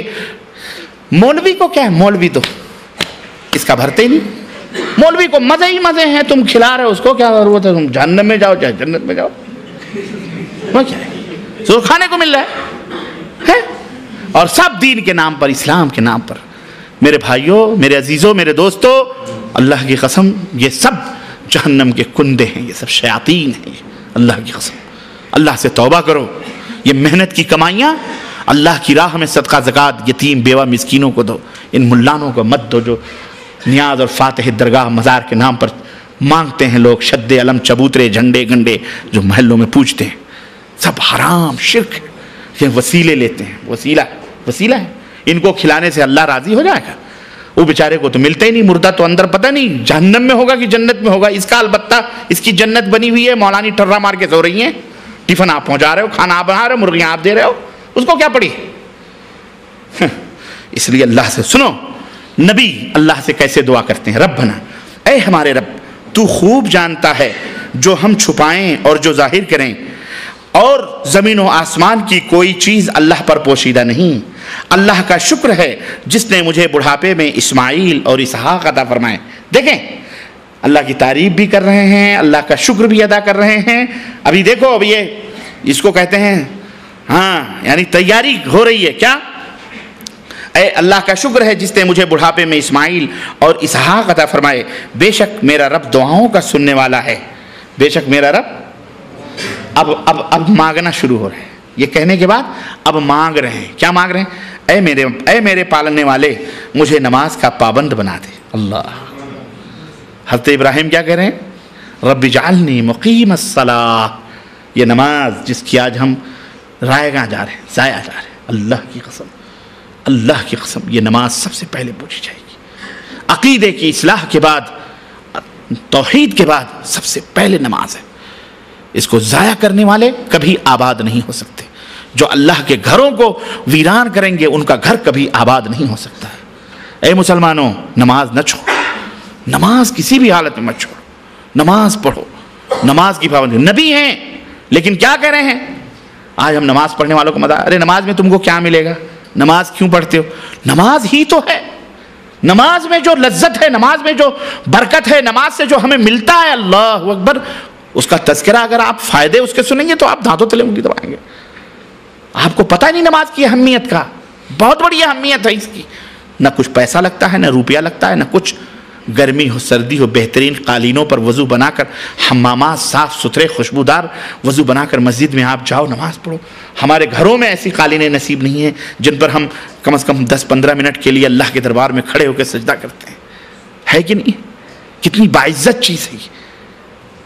اس لیے نماز، نبی کہہ رہے ہیں میرے پالنے والے مجھے نماز کا پابند بنا دے، وَمِن ذُرِّيَّتِي، اور میری اولاد کو بھی نماز کا پابند بنا۔ ہمیشہ دعا کیا کرو یہ کہ اللہ مجھے بھی نماز کا پابند بنا اور میری آل اولاد کو بھی۔ اے ہمارے رب میری دعا قبول فرما، اے ہمارے پروردگار مجھے بخش دے، میرے ماں باپ کو بھی بخش دے اور دیگر مومنوں کو بھی بخش دے جس دن حساب ہونے لگے۔ سب کے لیے یہ مانگنا ہے، اس انداز سے مانگو گے تب اللہ دے گا۔ پہلے اس کی حمد بیان کرو، تعریف کرو، اللہ کے نبی پر درود بھیجو، کیونکہ اللہ کے نبی پر درود پڑھنے سے اللہ راضی اور خوش ہوتا ہے۔ اللہ راضی اور خوش ہوتا ہے اپنے حبیب پر۔ اللہم، اور درود اس طرح وہ میڈ ان انڈیا بریلی والا درود نہیں، وہ سب دیکھو ایک ایک چیز کو ملایا ہے ذلیلوں نے، اللہ کی قسم تمہیں ورجنالٹی سے ہٹا کر ڈپلیکیٹ مالوں پہ لگایا ہوا ہے، مکس مال چائنا کا، ایسے made in Bareilly, made in India, made in Pakistan, made in فلانے، میڈ ان فلانے۔ اصل جو قرآن و سنت کا میٹر ہے غائب، وہ نماز بھی نہیں ہے جو قرآن و سنت میں ہے۔ سبوں نے اپنے اپنے کتابوں میں فلانے نماز، ڈھکانے نماز، یہ حنفی نماز، یہ شافعی نماز، یہ مالکی نماز، یہ حنبلی نماز، یہ قادیانی نماز، یہ شیعہ والی نماز، یہ جعفری نماز بنایا، سب بنایا ہے۔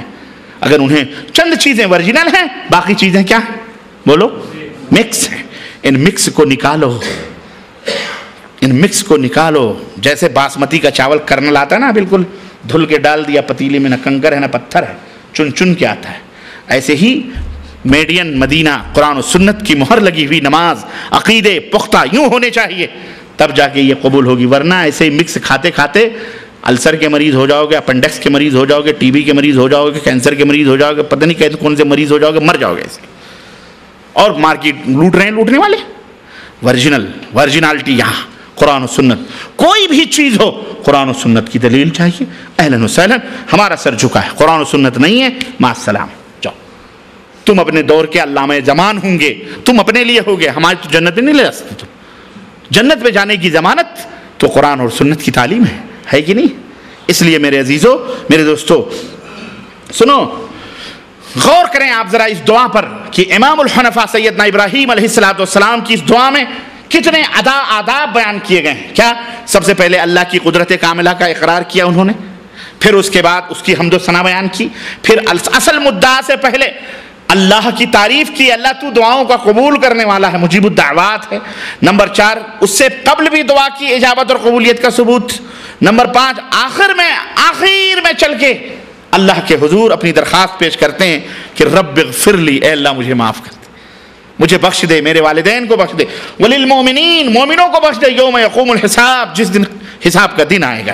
میرے عزیزو، قرآن کریم میں بہت ساری مثالیں موجود ہیں، میں ان مثالوں کو صرف اگر نبیوں کی دعاؤں کو ذکر کروں، اللہ کی قسم صرف کتاب بن جائے گی، کتاب تیار ہو جائے گی، اور آپ پڑھیں گے، آپ کو اس میں لطف بھی آئے گا، ایمان بھی تازہ ہوگا، لیکن وقت نہیں ہے۔ میں نے ایک نمونہ آپ کو پیش کیا ہے کہ ہمیں بھی اسی طرح کی دعا اللہ تبارک و تعالیٰ سے مانگنی چاہیے۔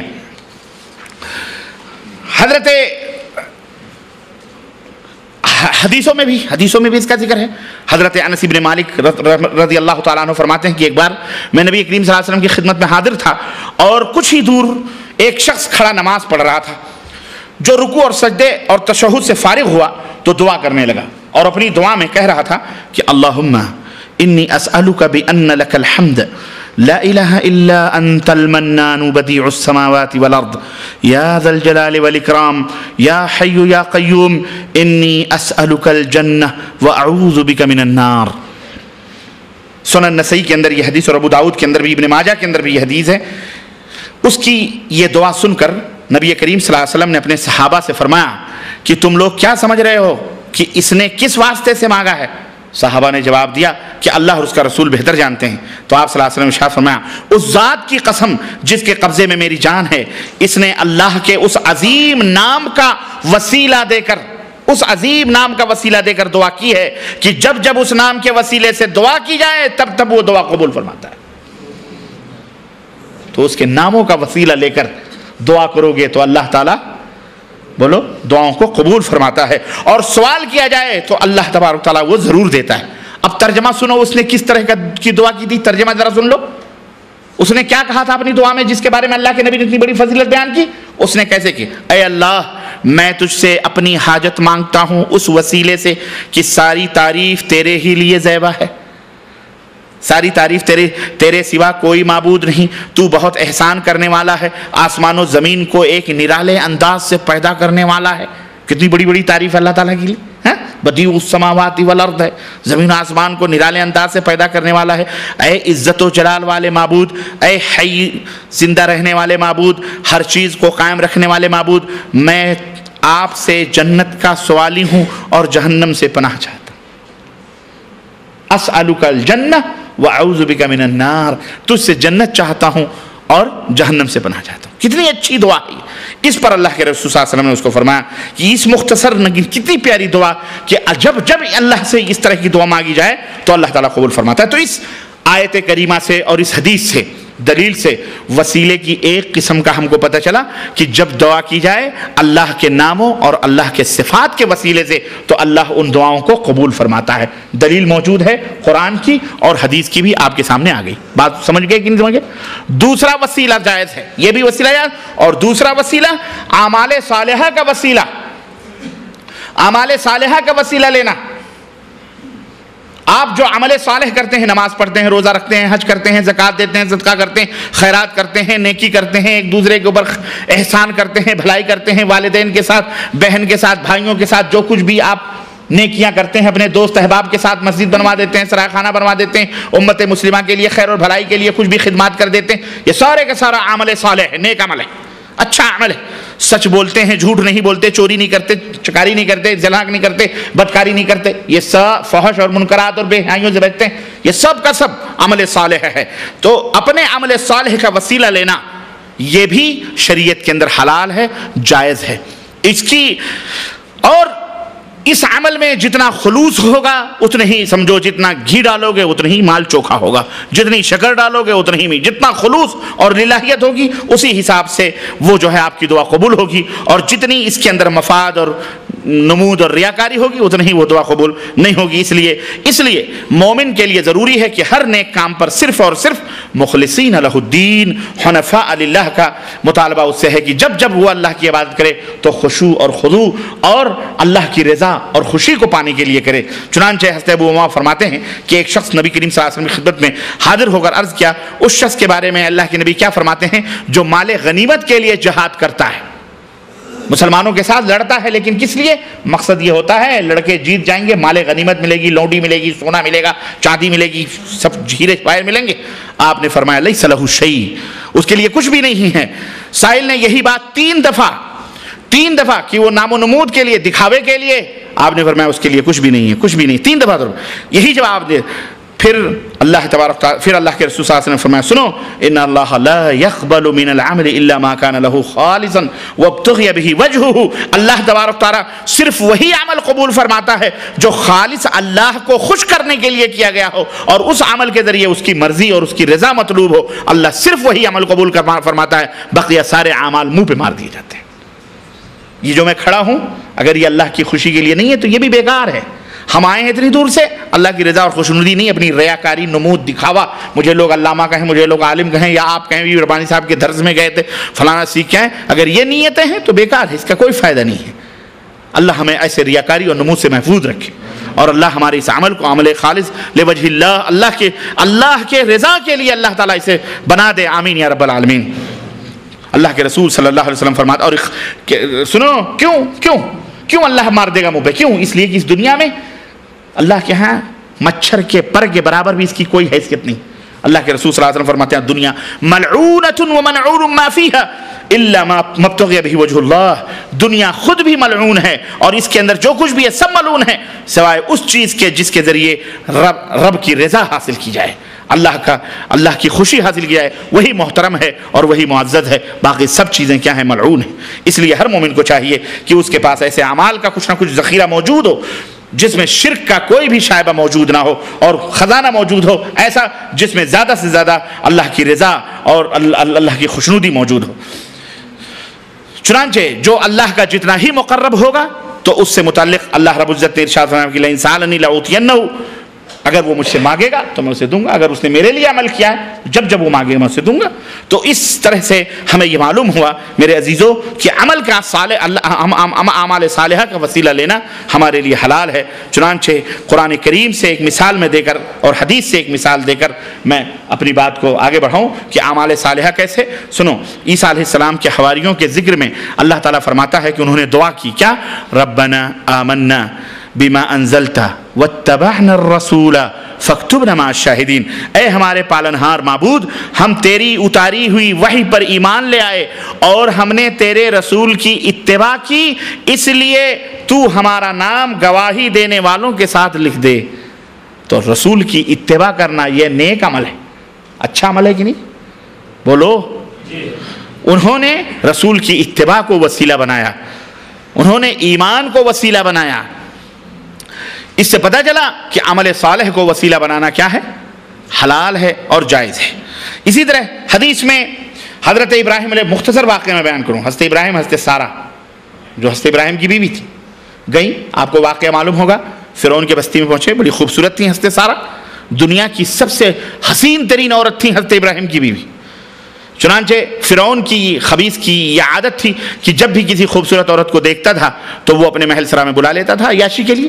تو حضرت ابراہیم علیہ السلام کو بلایا، اس نے کہا یہ کون ہے؟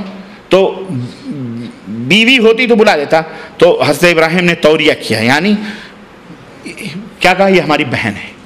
اور حضرت سارہ سے کہا اسلام میں ہم سب بھائی بہن ہیں، ہر مومن ایک دوسرے کا بھائی ہے، اس نحس سے ہم دونوں اسلامی بھائی ہیں، تو ہم اس سے کہہ دیں گے کہ تم ہماری بہن ہو اور تم کہہ دینا ہمارے بھائی ہیں تو بچ جائیں گے۔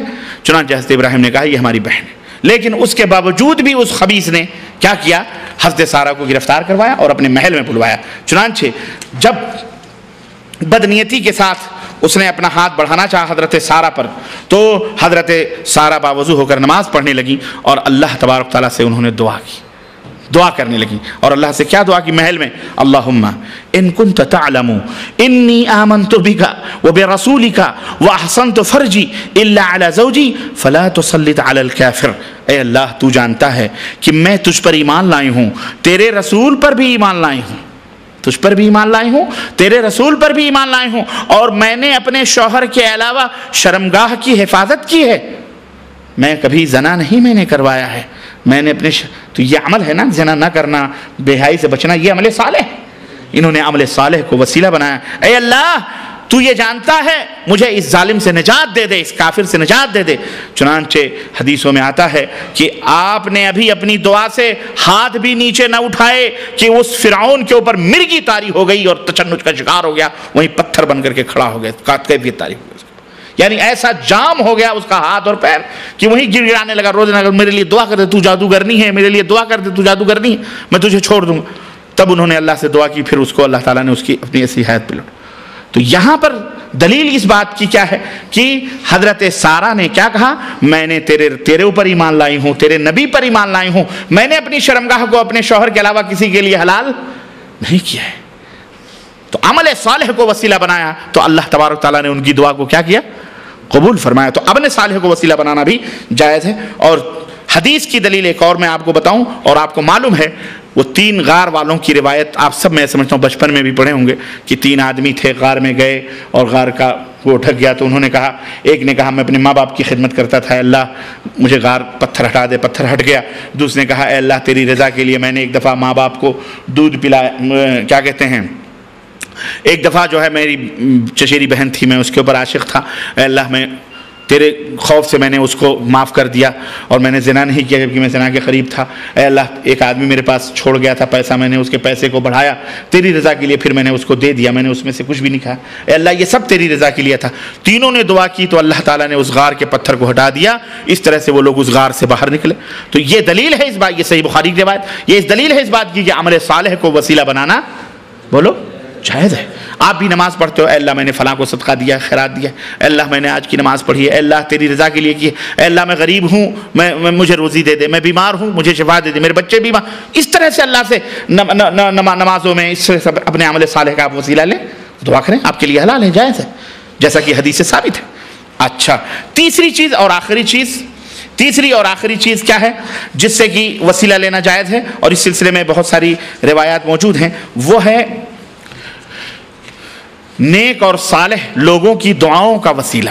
نیک اور صالح لوگوں کی بولو، نیک اور صالح لوگوں کی ذات کا وسیلہ نہیں بلکہ ان کی، آپ نیک ہیں، صالح ہیں، کوئی نیک آدمی ہے، صالح آدمی آپ کی نظر میں، آپ اس کی دعاؤں کا وسیلہ لیں، یعنی اس کے پاس کہ میں بے اولاد ہوں، مولوی صاحب یا حضرت یا فلانے، اللہ سے دعا کرو کہ اللہ تعالیٰ میرے لیے کیا کرے، مجھے اولاد دے دے، تو اس کی دعا کا وسیلہ لینا ہے، اس کی دعا کا وسیلہ لینا، اور یہ بھی حلال ہے، اور قرآن کریم میں اور احادیث میں اس تعلق سے آیا ہے، بہت ساری روایتیں ہیں، اور اللہ نے خوشخبری بھی سنائی ہے کہ جب بندہ میرا ہو جاتا ہے تو جب بھی وہ مانگتا ہے، جو چیز بھی وہ طلب کرتا ہے تو میں اس کو عطا فرماتا ہوں، اور جب وہ لازماً جب وہ میری پناہ میں آنا چاہتا ہے تو میں اسے یقیناً پناہ دیتا ہوں۔ یہ اللہ کے اولیاء کی شان ہے، جو اللہ سے قریب ہوتے ہیں، جب اللہ سے مانگتے ہیں اللہ انہیں عطا فرماتا ہے۔ تو ایسے نیک اور صالحین سے دعا کی درخواست کرنا جو زندہ ہیں، آپ کے سامنے ہیں، کیا ہے یہ؟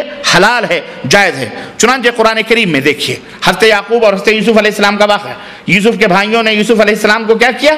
زندہ کنویں میں ڈھکیل دیا۔ المہم ایک زمانہ آیا سارے جمع ہو گئے، ماں باپ بھائی بہن سب جمع ہو گئے، اور جب یوسف علیہ السلام کے بھائیوں نے دیکھا یہ میرا بھائی ہے جس کو ہم نے کنویں میں ڈھکیلا تھا، آج تو یہ وزیر خزانہ بنا ہوا، اب تو کچھ، تو باپ سے غلطی تو ان سے ہوئی تھی، تو انہوں نے کیا کہا اپنے باپ سے؟ نبی تھے ان کے باپ، کہتے ہیں یا ابانا استغفر لنا ذنوبنا اننا كنا خاطئین، سورہ یوسف آیت نمبر 97، اے میرے ابا اللہ سے ہمارے لیے گناہوں کی معافی طلب کر دیجئے، اللہ سے ہمارے لیے گناہوں کی، وہ خود بھی کر سکتے تھے لیکن ابا نبی ہیں، نیک ہیں، اے اللہ ہم اے ابا آپ اللہ سے ہمارے لیے معافی مانگیے، کیونکہ آپ اللہ کے نیک بندے ہیں، آپ اللہ سے کہیں گے تو اللہ آپ کی ضرور سنے گا۔ ایسے لوگوں سے دعا کروانا، ایسے لوگوں سے، یہ حلال ہے، جائز ہے، اس طرح سے۔ اسی طرح سے حضرت یعقوب علیہ السلام نے کیا فرمایا؟ قال سوف استغفر لکم ربی، کہا ہاں اچھا میں جلدی تمہارے لیے اپنے پروردگار سے بخشش مانگوں گا، وہ بہت بخشنے والا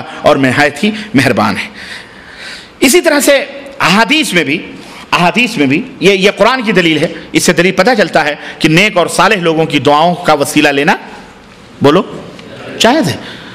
حضرت عکاشہ ابن محصن نبی صلی اللہ علیہ وسلم کی خدمت میں بیٹھے ہوئے، ایک لمبی روایت ہے، اللہ کے نبی نے فرمایا ایسے لوگ بغیر حساب و کتاب کے جنت میں جائیں گے، ہماری امت کے 70,000 لوگ بغیر حساب و کتاب جنت میں جائیں گے۔ حضرت عکاشہ ابن محصن بیٹھے تھے، انہوں نے کہا اللہ کے نبی میرے لیے دعا کر دیجئے کہ میں بھی انہی لوگوں میں سے ہو جاؤں، تو اللہ کے نبی نے کہا انت منہم، میں اللہ سے دعا کرتا ہوں تو بھی انہی لوگوں میں سے۔ اللہ، اور یہ حضرت عکاشہ ابن محصن کون ہے معلوم ہے؟ بولو، کوئی نہیں جانتا؟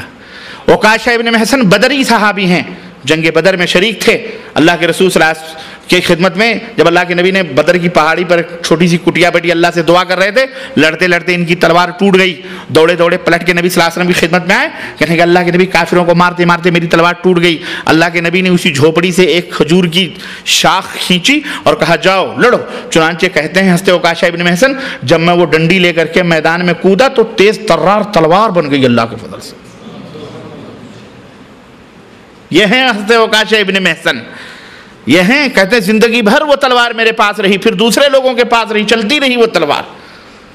وہ لکڑی تلوار بنی. یہ معجزہ تھا اللہ کے نبی صلی اللہ علیہ وسلم کا, زندہ معجزہ تھا. یہ ہے اللہ. جب سنا کہ اللہ کے نبی کہتے ہیں 70,000 بغیر حساب و کتاب کے جنت میں جائیں گے, موقع غنیمت سمجھا. کہا اللہ کے نبی میرے لیے بھی دعا کر دو. اللہ کے نبی نے کہا انت منہم, اے وکاشا تو انہی میں سے. اللہ اکبر, دعا کی درخواست کرنا. ایک دوسرے صحابی کھڑے ہوئے, اللہ کے نبی نے میرے لیے بھی دعا کر دو, میں بھی. تو اللہ کے نبی نے کہا سبق اوکاشا تم سے بازی لے گئے. اوکاشا تم سے, یہ بزم میں ہے یا کوتاہ دستی میں ہے محرومی, جو بڑھ کر خود اٹھا لے ہاتھ میں مینا اسی کا ہے. یہاں تو محرومی نہیں ہے, دعا مانگ لی خلاص. تو اس سے یہ پتہ چلتا ہے کہ اللہ کے رسول صلی اللہ علیہ وسلم سے صحابہ کرام دعا کی درخواست کرتے تھے.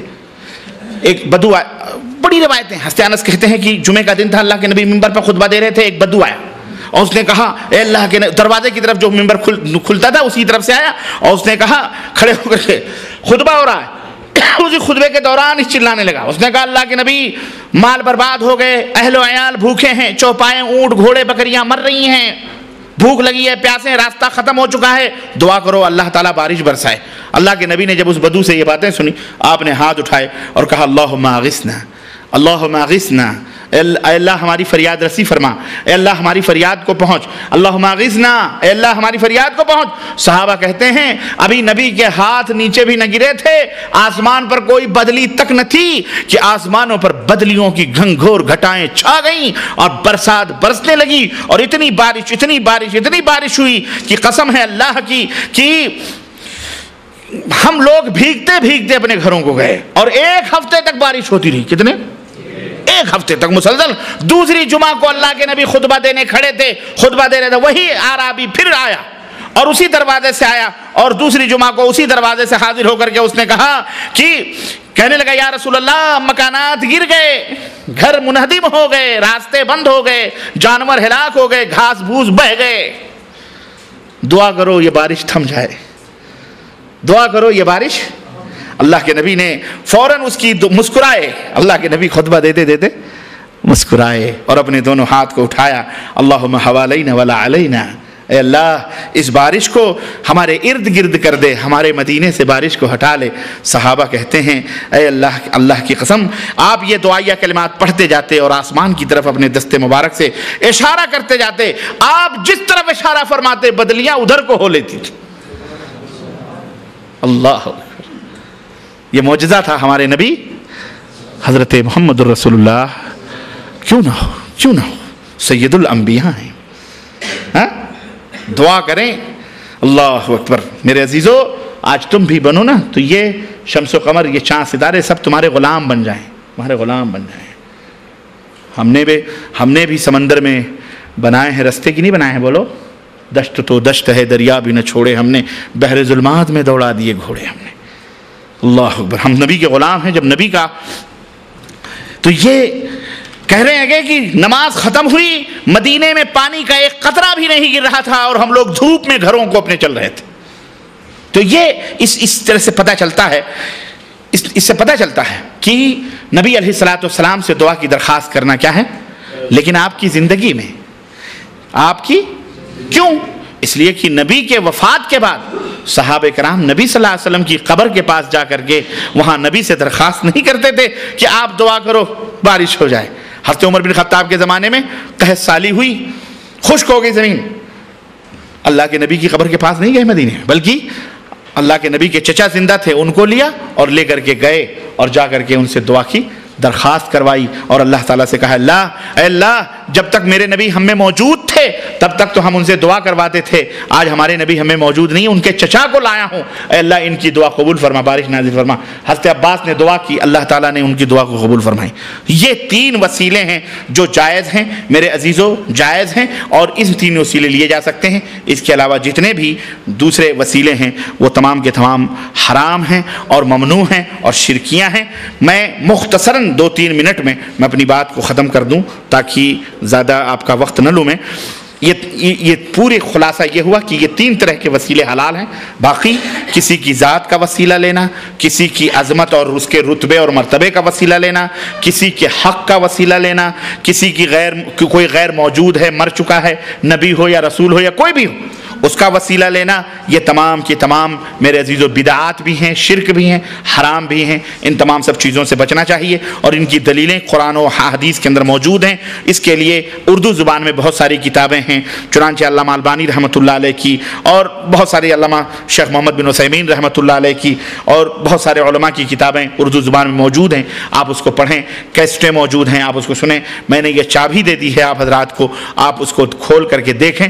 تو یہ وسیلے کے تعلق سے چند باتیں تھیں. اس میں ایک بات آتی ہے قبروں کی زیارت کی، تو ظاہر ہے کہ آدمی قبرستان کی زیارت کرے. اللہ کے رسول صلی اللہ علیہ وسلم نے فرمایا ہے کہ زور القبور فإنها تذکرکم الآخرہ.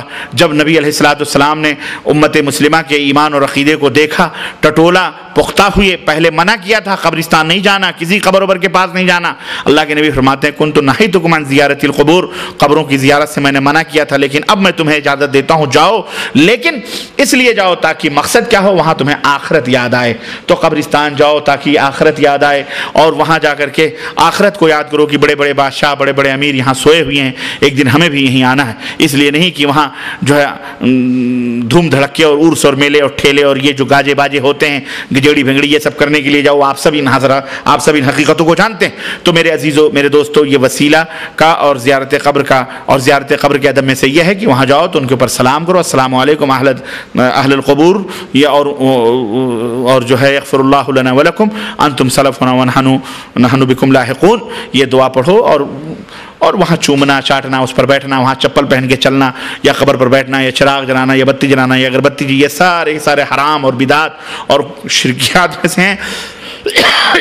ایسی چیزوں سے توبہ کرو، بچو. اللہ تعالیٰ سے دعا ہے کہ اللہ تعالیٰ ہمیں صحیح طور پر قرآن و سنت پر عمل کرنے کی توفیق عطا فرمائے، اور اللہ عز و جل ہم سب کو قرآن و حدیث پر اپنا ایمان اور عقیدہ درست کرنے کی توفیق عطا فرمائے، اور ہمارے والدین کے اوپر رحم فرمائے، اور ہم سب کے اوپر رحم فرمائے، اور ہمارے ماں باپ اور ہمارے آل اولاد اور ذریات پر اللہ تبارک و تعالیٰ سب کے گناہوں کو معاف فرمائے، اور سب کو جنت الفردوس میں جگہ عطا فرمائے. ہم سب کو اللہ تبارک و تعالیٰ اپنے نبی کی شفاعت نصیب فرمائے، اور اللہ تعالیٰ قیامت کے دن انہیں ہم سب کا شفیع بنائے اور سفارش کرنے والا بنائے. اور اللہ تعالیٰ ہم نے جتنا کہا ہے سنا ہے، اللہ کہنے اور سننے سے زیادہ ہم سب کو عمل کرنے کی توفیق عطا فرمائے. آمین یا رب العالمین. وصلی اللہ علی نبینا محمد وعلی آلہ وصحبہ اجمعین. والسلام علیکم ورحمۃ اللہ وبرکاتہ.